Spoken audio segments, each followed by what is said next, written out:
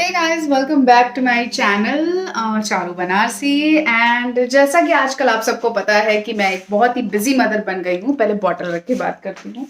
मैं बहुत ही busy mother हो गई हूँ और मेरे पास बिल्कुल भी बहुत सारी चीज़ों का टाइम नहीं है और मेरा हुलिया बिल्कुल ही खराब लग रहा है। लेकिन आज अच्छा लग रहा है तो थैंक यू, कमेंट करके बता देना। आपने मेरे पिछले ब्लॉग में ये देखा जो कि मेरा डिलीवरी ब्लॉग पार्ट 1 था कि कैसे कैसे मैं डॉक्टर के चेकअप के लिए गई थी एंड सडनली मुझे एडमिट होना पड़ा क्योंकि कॉम्प्लिकेशंस बहुत ज़्यादा बढ़ गई थी मेरी। और अब आज बात करते हैं जर्नी की। वीडियो को मैं फिनिश आज करना चाहती हूँ ताकि हम आगे की जर्नी पे जा सके और उसके बाद की बात कर सके कि उसके बाद क्या हुआ, कैसे चीज़ें कोप अप की मैंने, उसके बाद की जर्नी कैसे रही। क्योंकि अभी तक तो आप मेरे साथ मेरी प्रेगनेंसी जर्नी में थे, लेकिन वो किचन है मेरा। खैर, हाँ, तो बैठकर बात करते हैं कि वो मेरी प्रेगनेंसी जर्नी थी जो कैसी रही। मैं ज़्यादा जितना मुझसे हो सका मैं आप लोगों के साथ मैंने शेयर किया। लेकिन अब जो बात हम करने जा रहे हैं वो ये कि अ, मैंने अपने आप को अपने ऑपरेशन के लिए बिल्कुल तैयार कर लिया था क्योंकि मुझे समझ में आ गया था कि मुझे सिजेरियन यानी सी सेक्शन के लिए जाना पड़ेगा क्योंकि मेरी डिलीवरी अर्ली की जा रही है, क्योंकि बच्चे को बहुत सारी प्रॉब्लम्स थी। 1 मिनट लाइटिंग थोड़ी सेट कर ली जाए।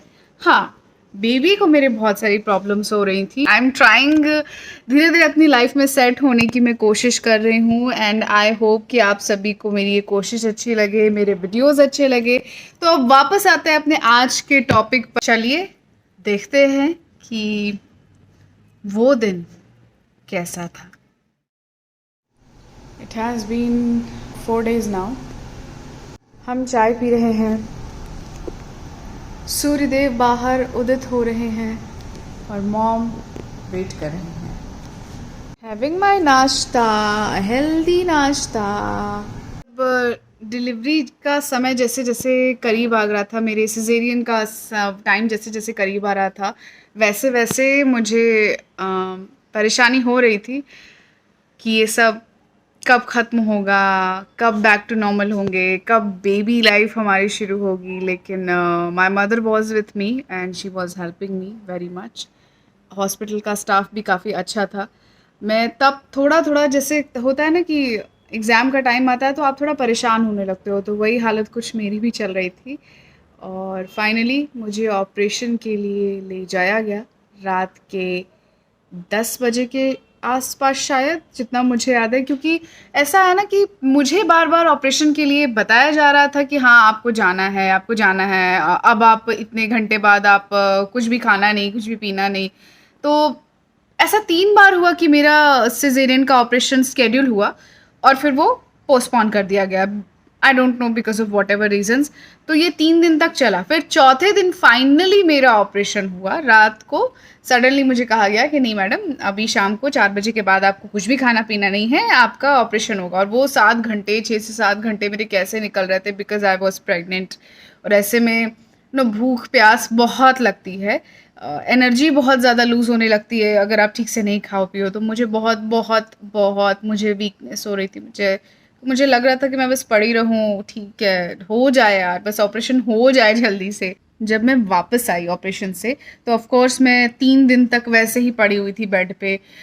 कुछ समझ नहीं आ रहा था, बॉडी अलग कंडीशन में चल रही थी, सर घूम रहा था, वोमिट फील हो रहा था। जल्दी से जल्दी मैंने वोमिट की मेडिसिन, नर्स से कहा कि नहीं मुझे प्लीज़ मेडिसिन दो, क्योंकि ना स्टिचेस आपको लगे होते हैं और जब आप वोमिट से ऐसे बॉडी थोड़ा सा जंप करती है तो उसमें दर्द काफ़ी ज़्यादा बढ़ जाता है और उस वक्त आपके स्टिचेस फ्रेश होते हैं। तो मुझे इस बात का ध्यान था, मेरा ब्लड प्रेशर बहुत हाई हो रहा था, मैं उसको नॉर्मल रखने की कोशिश कर रही थी। ऑफ कोर्स मेडिसिन चल रही थी, लेकिन मुझे भी अपनी तरफ से थोड़ा अपने आप को काम डाउन करना था। तो आज सोचती हूँ तो लगता है कि यार वो टाइम मैंने कैसे निकाला, कैसे वो टाइम मैंने निकाला। मतलब इट वॉज बहुत मुश्किल था यार, बहुत मुश्किल था। आज 4 दिन हो गए मुझे हॉस्पिटल में एंड अभी तक मेरी प्रेगनेंसी बनी हुई है एंड आज चौथा दिन है फाइनली। आज जाके डिसाइड हुआ है कि आज मेरी सर्जरी होगी।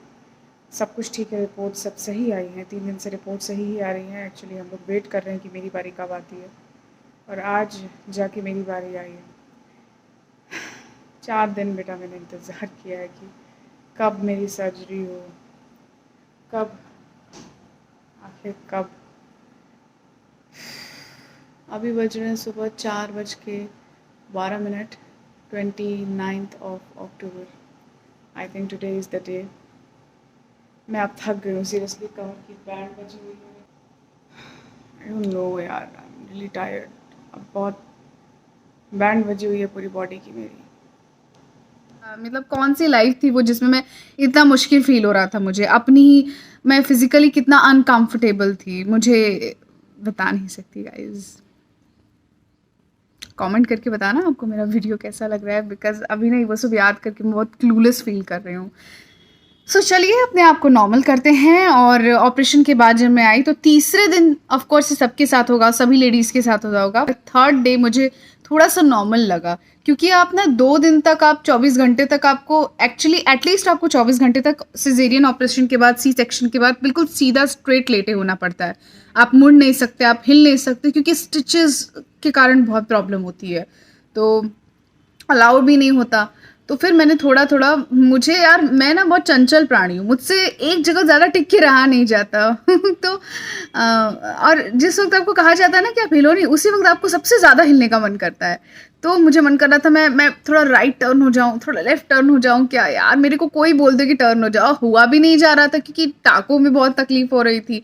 तो धीरे धीरे मैंने बोला कि फिर मुझे बताया गया कि फिजियोथेरेपिस्ट आएंगी, वो आपकी हेल्प करेंगी आपकी बॉडी को थोड़ा वापस से नॉर्मल होने में। फिर फिजियोथेरेपिस्ट आई, मैंने उनको बोला कि प्लीज़ मेरे को थोड़ा सा टर्न होने दो, मैं लेटी हुई हूँ यार, 24 घंटे से मैं लेटी हूँ, मुझे थोड़ा सा टर्न होने दो।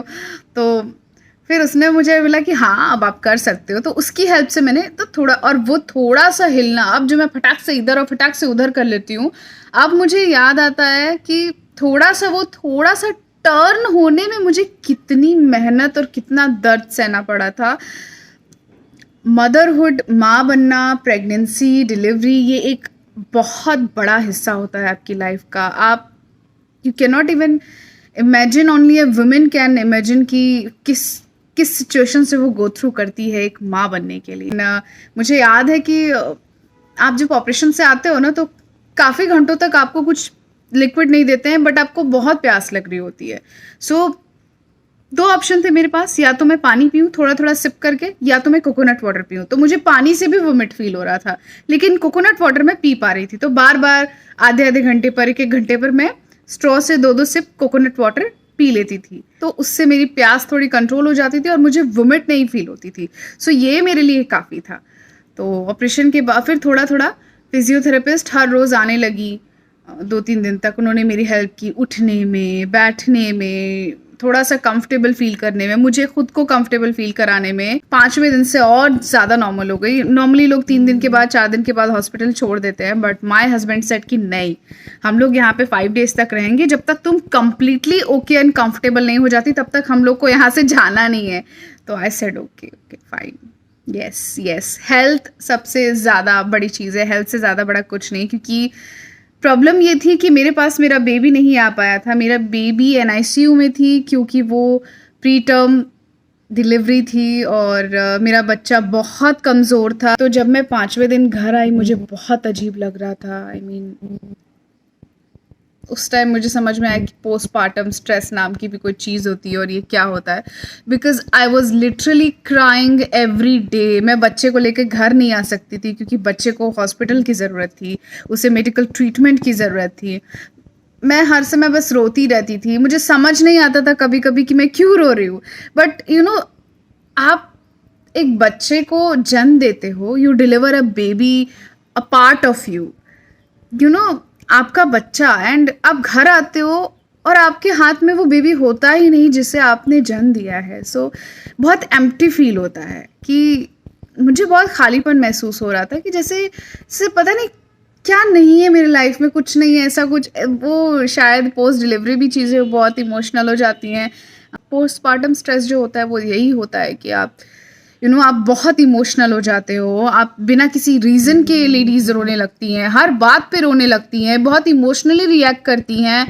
बहुत चिड़चिड़ापन होता है, समझ नहीं आता चीज़ों को कैसे डील करें, बट इट्स नॉट, ये कोई बीमारी नहीं है, it's a very normal thing. I think ये मोस्ट ऑफ द पेरेंट के साथ होता है,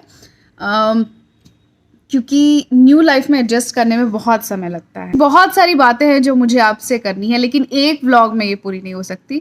सो आज मैं अपनी डिलीवरी का ये दी एंड कर रही हूँ। मैं घर आ चुकी हूँ अब व्लॉग में। अब आफ्टर डिलीवरी ये जर्नी कैसे रही, कैसे मैंने NICU और घर का डीलिंग किया, कैसे मैंने पोस्टपार्टम स्ट्रेस को डील किया, कैसे मेरे बच्चे की हेल्थ अच्छी करने की कोशिश हुई, कैसे वो 1 महीना मेरा जो मुश्किल निकला है आफ्टर डिलीवरी, इवन मैं इतनी कमज़ोर हो गई कि मुझे हॉस्पिटलाइज भी होना पड़ा। सो मेरे लिए सब कुछ नया था, और इतना नया है ना कि आप सबसे शेयर करने का मेरा बहुत मन। मेरे वीडियोस के जरिए शायद किसी और न्यू मॉम की हेल्प हो जाए तो मुझे बहुत खुशी होगी।